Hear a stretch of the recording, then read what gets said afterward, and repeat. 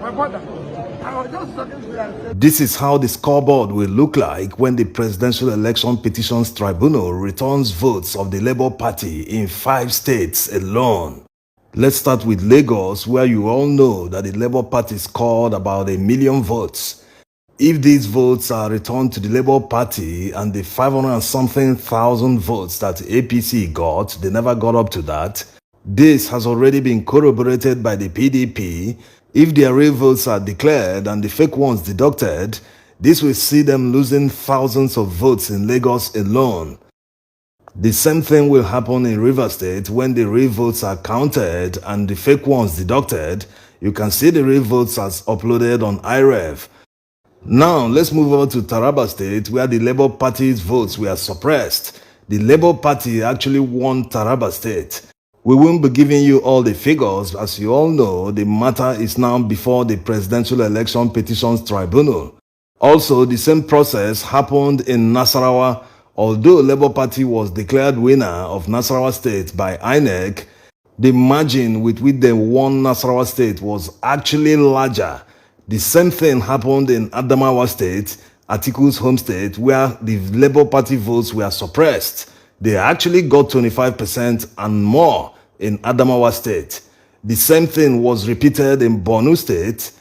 Elections didn't hold in many Labour Party strongholds in southern Borno. In places where elections were held, the votes were massively suppressed. So it wouldn't surprise many that the election was declared the way it was declared. Also, in Bauchi State, already covered in many of our videos, the Labour Party scored much more votes than was declared by INEC. The same thing and template were repeated in Gombe State. The Labour Party surprisingly performed beyond expectations. Like already said, we won't be giving you figures even if we had them, because the matter is already in court. You do not give the APC guys what to work with because they are actually relying on data from the Labour Party in order to file their defense and know what to argue about in court. So the matter is already in court. Nigerians are watching the judiciary to know if they will do the right thing and declare the rightful winner.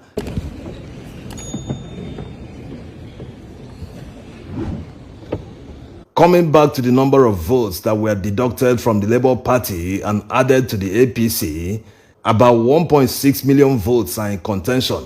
When 1.6 million votes are deducted from the 8.7 million votes that Tinubu got, you will see that will push him back to second position. These are results from just a few states alone, not the entire recovery of the votes.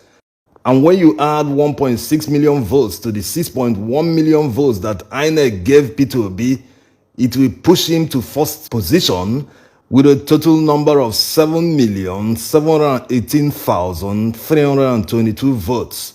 These are just votes from a few states. There are still many votes that will be recovered. There are still many places to look for votes because all the results were not uploaded, and about 40% of the results are blurred results, which they will prove by providing the polling unit results from many polling units. They are challenging the results in 21 states across the country. Many might be wondering how the Labour Party legal team will recover votes from places where the results were written, but the ballot papers were burnt or spoiled by thugs. This is exactly how they will prove it. The legal team have gotten and recovered many spoiled ballots. Yes, their attention to detail is out of this world. They want to prove that yes, even if this polling unit was attacked and results have already been written and uploaded, or maybe it wasn't uploaded, but the party agents have their copies, they recovered some of the ballot papers that are spoiled in order to prove to the court that yes, we actually won this election in spite of the fact that the thugs spoiled the ballots or burnt them. So INEC no longer has the ballot papers as proof that the election was held in the area. So they have recovered some of these spoiled ballots. They are all part of the mountain and mountains of evidence that they have that they will bring to the tribunal so that they will look at it on their merits, not based on technicality. Also, the Labour Party legal team are equally coming to court with rejected ballots. Many people will not understand the implication, but they will understand when the hearing starts proper at the Election Petitions Tribunal, Abuja. That's the lion himself. Proving that the APC did not win the presidential election is actually very simple if the judges will look at the reality, not technicality. Let's start from the Northwest Zone. In this zone, we have the KKK states, Kano, Katsina, and Kaduna. The APC did not win any of these states. The KKK states can give a presidential candidate up to 4 million votes, but surprisingly, APC didn't win any of them. Kwankwaso of the NNPP won Kano by a landslide. In Katsina, it was surprisingly won by Atiku Abubakar, in spite of the fact that it is the home state of Buhari. In Kaduna, Atiku Abubakar also won here. Coming down to the south, APC did not win Lagos. The Labour Party won it by a landslide. The APC did not win Port Harcourt. They didn't win Rivers State. The APC did not win Abuja. So where did their votes come from? Which city, which Nigerian state with large number of voters voted for them en masse? So where did their votes actually come from? They came from the Labour Party. So if the judges are able to be convinced that these votes were actually gotten from the Labour Party, they will rightfully return them to the Labour Party, which will push Peter Obi to the first position. This is especially important because of people who have been saying or spreading the false narrative. How can someone that came third become first? Or maybe even if Tinubu is disqualified, that Atiku will benefit. The most important thing is the judges will calculate the highest number of lawful votes. Whoever has the highest number of lawful votes becomes the first person. It doesn't matter if the person ended in 5th position.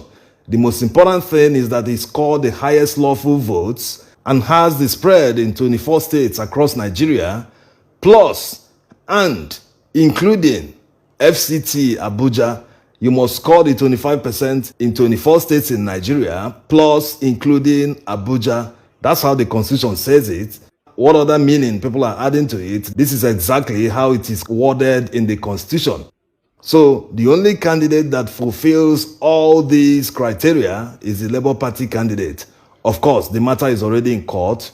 The Labour Party are ready to prove it, starting from the next adjournment on Wednesday, 17th May 2023.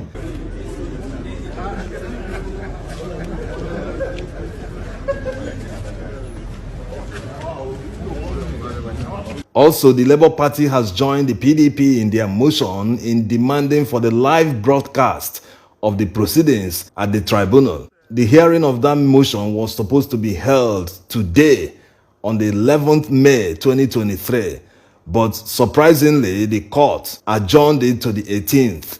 So deciding on a matter like this, as simple as live broadcast, should take another 1 week for the judges to decide, when some lawyers are demanding that the 25% should be decided in 1 day. And live broadcast will take 1 week for them to think about it, and then who knows, maybe on the 18th, they might not even decide on it, maybe another adjournment. They should not dampen the spirit of Nigerians by so many adjournments. Yes, the adjournment that the Labour Party legal team demanded was because INEC haven't responded. That one is understandable. But the judges to adjourn an extra 1 week just to decide on a matter like live broadcast is simply very disappointing. Anyway, Nigerians still need to keep hope alive.